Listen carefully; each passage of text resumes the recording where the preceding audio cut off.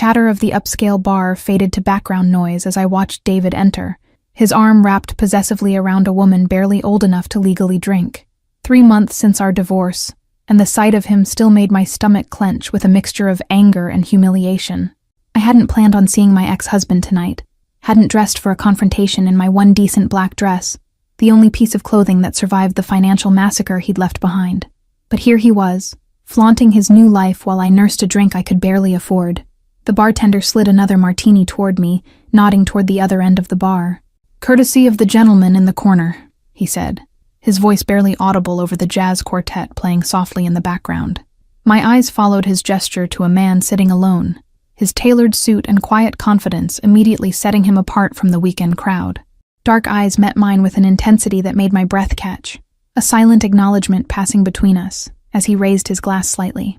David's laughter cut through my moment of distraction, drawing my attention back to where he stood with his date, now scanning the room as if looking for an audience. I knew that laugh, the performative one he used when he wanted to be noticed, the one that preceded him making a point at someone else's expense.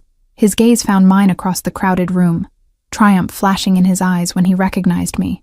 I could already imagine the story he'd tell his friends later, about his pathetic ex-wife drinking alone on a Friday night, still wearing the earrings he'd given me before everything fell apart. Something inside me snapped. Before I could reconsider, I was sliding off my bar stool, martini in hand, walking with deliberate confidence toward the mysterious man who'd bought my drink.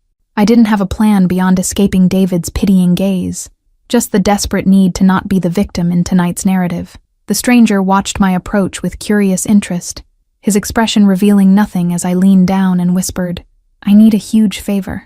My ex just walked in, and I'd rather not be the sad divorcee drinking alone tonight." His lips curved into a slight smile that transformed his serious face, creating a dimple in his right cheek that seemed at odds with his otherwise intimidating presence. "What exactly did you have in mind?" he asked, his voice deep with a subtle accent I couldn't place. "Just pretend you know me," I said, setting my drink down and gathering my courage. "Maybe laugh at something I say. That's all I'm asking for. 5 minutes of your time to preserve what's left of my dignity." What happened next wasn't part of my impromptu plan. As David's gaze burned into my back, the stranger stood up in one fluid motion, his hand gently cupping my face as he leaned in.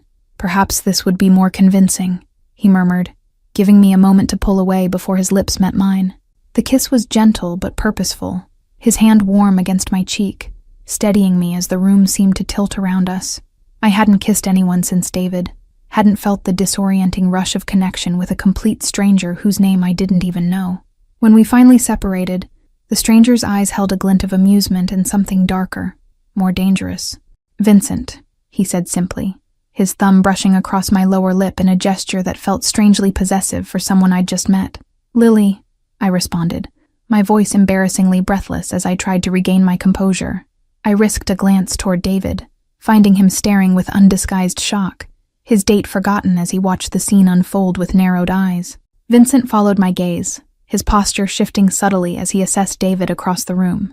Something in his stance changed, a predatory stillness settling over him that made the hairs on my arms stand on end despite the warmth of the crowded bar. "Your ex-husband seems displeased," Vincent observed, his hand moving to the small of my back with natural ease, as though we'd known each other for years instead of minutes. The casual possessiveness of the gesture wasn't lost on David, whose face had flushed an angry red. I should have felt triumphant seeing David's reaction, but something in his expression sent a chill through me, the familiar tightening of his jaw that had always preceded his worst moments during our marriage. "I should go," I murmured, suddenly aware that my impulsive act might have consequences beyond tonight. Vincent's fingers tightened almost imperceptibly against my back. "Allow me to walk you out," he said, the suggestion carrying a weight that didn't invite refusal. He signaled to the bartender, who nodded in immediate understanding, as though Vincent were a regular whose requests were prioritized. Outside, the September air felt cool against my flushed skin, as Vincent guided me toward a sleek black car waiting at the curb. A man in a dark suit opened the door without being prompted, his expression impassive as he nodded respectfully to Vincent. "I appreciate the rescue, but I can get myself home," I said, stepping back slightly, suddenly aware of how little I knew about the man whose lips had been on mine moments ago. The kiss was more than enough to make my point. Vincent's expression softened slightly, though his eyes remained watchful as they scanned the street behind me. Your ex-husband is currently arguing with the bouncer to follow us out, he said calmly. I'm offering you a ride to ensure he doesn't continue this interaction elsewhere. My stomach dropped at his words. Memories of David's temper flashing through my mind. The thrown glasses, the wall punched inches from my head, the promises that next time he wouldn't miss. I hadn't told anyone about those moments, had hidden the evidence and made excuses until finally filing for divorce, after finding him with his assistant. Vincent must have read the fear in my expression because his voice gentled further. You're safe with me, Lily. I have no expectations beyond ensuring you get home without incident, he said, holding out his hand like an offered lifeline. I hesitated only a moment before taking it, sliding into the car's leather interior that smelled of expensive cologne and subtle power. Vincent joined me, giving the driver an address I didn't recognize after asking for my phone and typing something quickly before returning it. We're not going to my apartment, are we?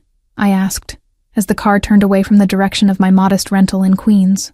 My fingers tightened around my purse, suddenly aware of how vulnerable my position was. In a stranger's car, heading to an unknown destination. Vincent's expression remained unreadable as streetlights flashed across his face. I have a penthouse in Manhattan where you'll be safe tonight, he said, his tone matter of fact. Your ex-husband has your address, I assume?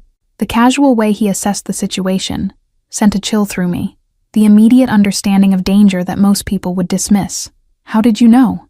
I asked, my voice barely above a whisper, as I thought of the times I'd found David's car, parked outside my building weeks after our divorce.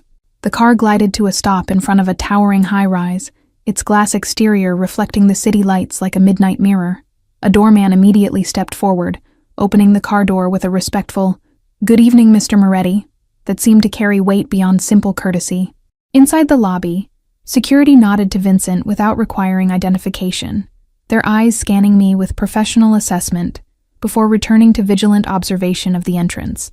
The exclusive access, the immediate deference, it all painted a picture of a man whose influence extended far beyond what I'd imagined at the bar.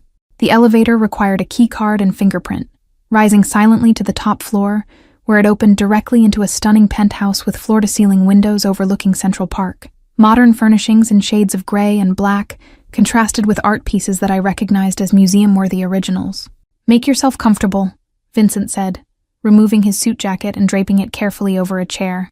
"The guest room is through that door if you'd like to rest. There are new toiletries and clothes that should fit you in the bathroom." I stood frozen in the center of the living room, trying to process the surreal turn my evening had taken. "Who keeps women's clothing in their guest bathroom?" I asked, suspicion creeping into my voice as I considered the implications. Vincent's lips curved slightly as he poured 2 glasses of amber liquid from a crystal decanter. "My sister stays here occasionally," he explained, offering me a glass, "though I suspect you have other questions beyond my housekeeping arrangements." The whiskey burned pleasantly as I took a small sip, gathering courage to voice the thoughts swirling through my mind. The car, the security, this place. "Who are you, Vincent? Really?" He studied me for a long moment, as though deciding how much truth I could handle. "I manage various business interests throughout the city," he finally said, his deliberate vagueness more telling than any specific answer could be. An alert chimed from his phone, drawing his attention momentarily. His expression hardened as he read something on the screen, fingers typing a quick response before returning his focus to me with practiced ease. 3 days turned into a week at Vincent's penthouse, each night beginning with my insistence that I should return to my apartment, each morning dawning with me still wrapped in luxury I'd never known. My modest job as a graphic designer allowed remote work, and Vincent had arranged for my essential belongings to be collected by his staff. "David has been watching your apartment," Vincent explained over breakfast one morning, sliding a tablet across the table showing security footage of my ex lurking in the parking lot. The casual way he monitored David's movements should have frightened me, but instead offered a strange comfort I wasn't ready to examine. My 5-year-old daughter Emma adjusted to our temporary arrangement with surprising ease, delighted by the penthouse's hidden features: a bookshelf that revealed a secret playroom, a bathtub with jets that created rainbow bubbles, a chef who made pancakes shaped like cartoon characters at her request. Vincent's behavior around Emma revealed a gentleness I hadn't expected, his usual intensity softening when she shyly asked him to read her bedtime stories or help build elaborate pillow forts in the living room. He never overstepped, never presumed a role in her life, yet something natural developed between them that made my heart ache. Each night after Emma slept, Vincent and I would talk for hours on the balcony overlooking the glittering city. He shared carefully edited stories of his childhood in Sicily, of a father whose expectations weighed like concrete, of responsibilities inherited rather than chosen, always omitting specific details that might reveal the true nature of his business. I reciprocated with stories of my own, my dreams of becoming an artist derailed by practical concerns, my whirlwind romance with David that slowly transformed into a controlling nightmare, my determination to give Emma a life unmarred by the fear that had shadowed my marriage. "You're stronger than you realize," Vincent said one evening, his fingers gently tracing the faded scar along my wrist, evidence of the night David had grabbed me so hard he'd drawn blood. The tenderness of his touch contrasted sharply with the cold fury in his eyes as he examined the mark. Our first real kiss came 2 weeks after the bar incident. Not a performance for an audience, but something genuine that happened in his kitchen at midnight. I'd come looking for tea, finding him instead staring out the window with a glass of whiskey and shadows in his eyes. The attraction between us had been building since that first night, present in lingering glances, in hands that found excuses to touch, in conversations that stretched until dawn. But it was his vulnerability that finally broke my resistance, the rare glimpse of uncertainty in a man who controlled everything around him. "I should tell you to leave," he whispered against my lips, his hands cradling my face as though I might shatter. "There are parts of my life you don't want to know about, Lily. Things that would make you take Emma and run." I knew he was right, had seen enough to piece together the reality of who Vincent Moretti truly was. The late-night meetings, the coded phone conversations, the men who appeared with bruised knuckles and respectful deference seeking his guidance. Yet still, I pressed closer, seeking his warmth despite the danger it represented. Something shifted between us after that night, an unspoken acknowledgement that we were crossing boundaries that couldn't easily be redrawn. Vincent began introducing me to carefully selected aspects of his world. Art auctions where millions exchanged hands with casual nods, restaurants where chefs prepared meals never listed on menus, private clubs where conversations hushed when he entered. A month into our strange arrangement, reality intruded in the form of legal papers delivered to Vincent's penthouse. David's petition for full custody of Emma, citing my immoral lifestyle and dangerous associations as evidence of my unfitness as a mother. The documents included photos of me entering Vincent's building, emerging from his car, holding his hand at a restaurant. "He's been having us followed," I whispered, hands shaking as I spread the papers across Vincent's desk. The thought of David's eyes tracking my movements, documenting moments I'd thought private, made me physically ill. Vincent's response was controlled fury, a careful stillness that somehow felt more dangerous than any outburst. He made a single phone call, speaking in rapid Italian before switching to English only to say, "No harm comes to him, just information." Within hours, a folder appeared containing details about David's life that shocked even me. Gambling debts to people who didn't use legal means of collection, an apartment maintained for meetings with women barely out of high school, offshore accounts hiding money that should have been declared in our divorce settlement. "Use this," Vincent said, sliding the folder toward me. "Your lawyer can negotiate from a position of strength now." He didn't mention how such information had been obtained, and I didn't ask. Another unspoken agreement in our relationship built on selective truths. The custody threat forced conversations we'd been avoiding, about what exactly we were to each other, about the future, about the realities of Vincent's world, and whether there could ever be a place in it for Emma and me. Late-night whispers became tense discussions that left us both restless and uncertain. "I want you both in my life," Vincent admitted one night, his usual confidence giving way to rare vulnerability. "But my life comes with risks you can't imagine. Enemies who wouldn't hesitate to use you and Emma to get to me." I'd suspected the truth for weeks, had seen the signs in the security that surrounded us, in the deference shown to Vincent throughout the city, in the way certain names were never spoken directly in his presence. Still, hearing him acknowledge the danger made it suddenly, frighteningly real. "Tell me everything," I said, needing to finally face the full truth of the man I'd somehow fallen in love with. No more half-truths or careful omissions. "I need to know exactly who you are, Vincent." His confession came quietly, matter-of-factly, as we sat on his balcony overlooking a city he'd described in pieces, but never fully explained his role within. The Moretti family's control of distribution channels throughout the Northeast, the legitimate businesses that cleaned money from less savory operations, his position as heir apparent following his father's illness. Each revelation should have sent me running, should have confirmed every fear I'd pushed aside. Instead, I found myself focusing on the man beneath the title, the way he gently tucked Emma in at night, his respect for my independence, his determination to shield us both from the darkness of his world. The next morning brought a moment of choice. I could take Emma and leave, returning to a life of constant fear from David, but safely distant from Vincent's dangerous world. Or I could stay and accept the complicated reality of loving a man whose power was built on foundations I'd always considered immoral. "I want to see it," I said over breakfast, Emma happily distracted by cartoons in the other room. Vincent's questioning look prompted me to continue. "Your business, your real offices, the parts you've been hiding. If I'm making this choice, I need to see everything." His hesitation was visible, a rare crack in his usually seamless composure. "Some doors can't be unclosed, Lily," he said finally, studying my face as though memorizing it, perhaps fearing it would be the last time I looked at him without fear or judgment.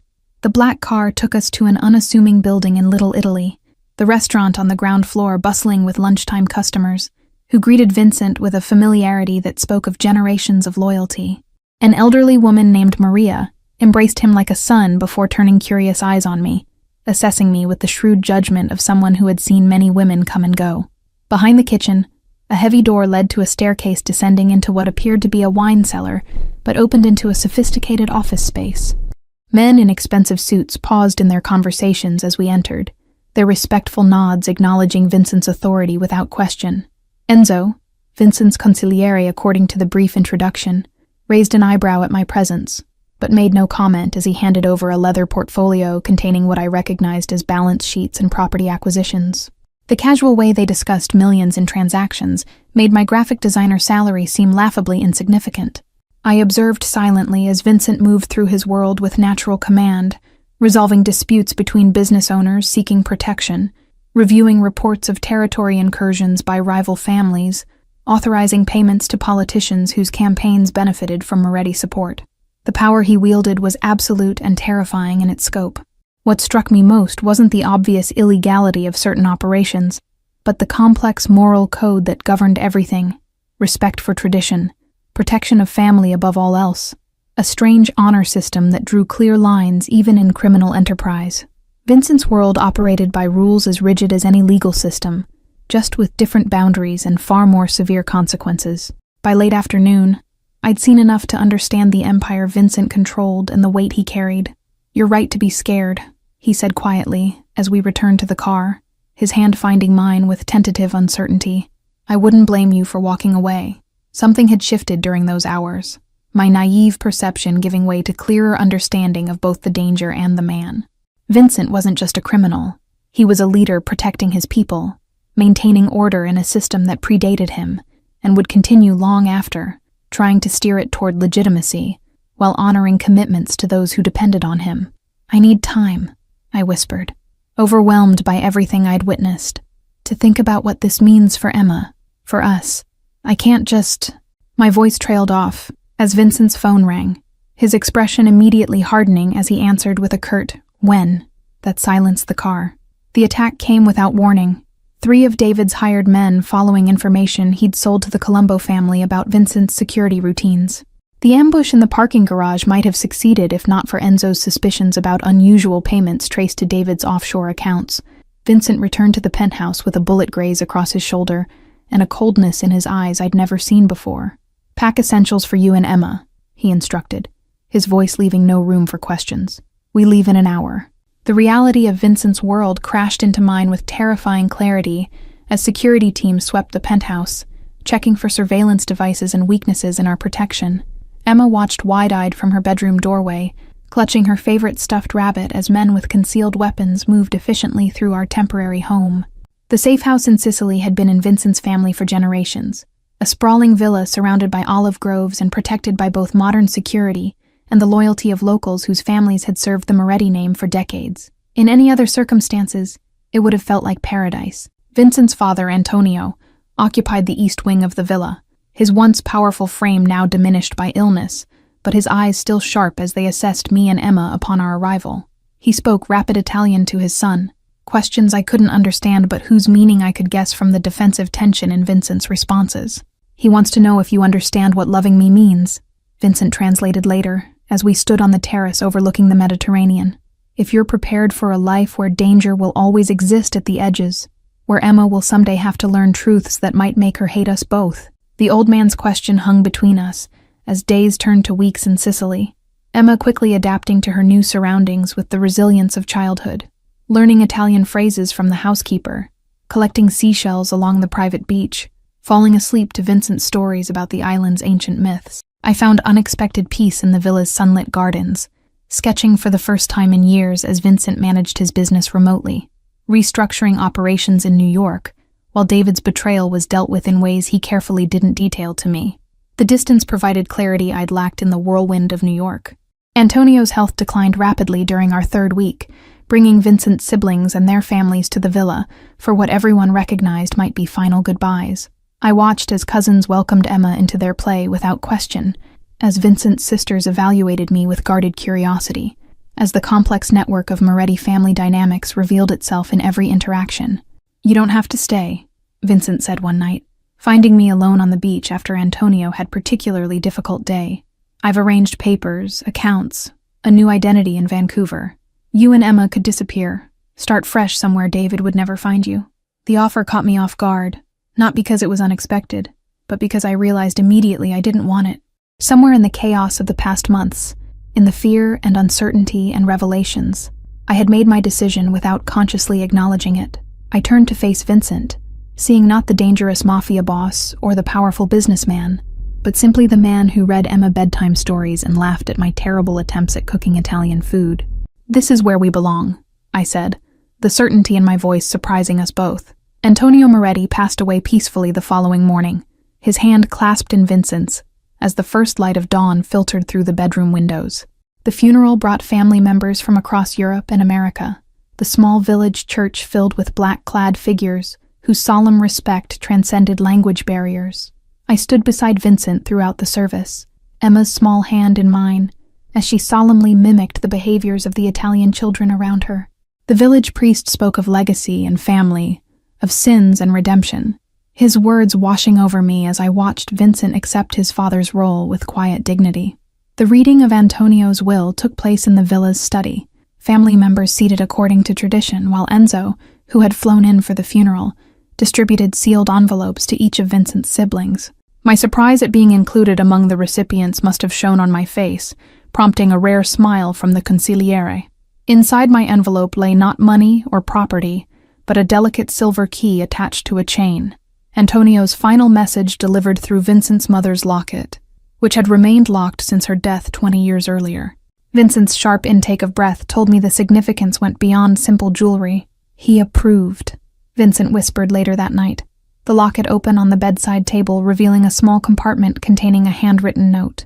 He rarely gave his blessing to anyone outside the family, but he wrote this the night after we arrived. The transition of power happened with ceremonial precision in the days following the funeral, Vincent accepting the responsibilities of his birthright in rituals that blended Catholic tradition with older, more secretive practices. I witnessed the weight settling onto his shoulders, the last vestiges of hesitation giving way to resolved determination. Our return to New York came with changes already in motion, Vincent's legitimate businesses expanding while certain other operations were quietly dismantled, security protocols redesigned to create layers of separation between his public life and private interests, a path toward legitimacy laid out over years rather than overnight. David had disappeared during our absence, his debts to dangerous creditors reportedly settled by an anonymous benefactor on the condition he relocate permanently to the West Coast. I never asked Vincent for details, maintaining the careful balance of knowing enough without knowing everything. The custody papers were withdrawn, replaced by a generous agreement that relinquished all of David's parental rights in exchange for financial settlement that would ensure Emma's education through college. His signature on the documents showed a trembling uncertainty I'd never seen in his handwriting before. We moved into a brownstone in Brooklyn, rather than returning to the Manhattan penthouse, a home with a garden where Emma could play, with a studio where I could pursue the art I'd abandoned years ago, with security features subtly integrated into seemingly normal architecture, a compromise between Vincent's world and mine. Marriage came a year later in a small ceremony on the Sicilian villa's terrace, Emma proudly scattering flower petals before us, while Vincent's siblings and their families mingled with the few close friends I'd maintained through the chaos of the past years. No grand public display, just a private commitment between two people who had found each other in the most unexpected way. I never imagined this life, I admitted to Vincent as we danced under strings of lights with the Mediterranean glittering behind us. When I kissed you that night at the bar, I was just trying to make David jealous. I had no idea I was kissing my future, my fate. Thank you all for following this story. If you're enjoying it, please write in the comments where you're watching from, and don't forget to like, subscribe, and share this video. Your support is what allows me to continue creating these stories for you.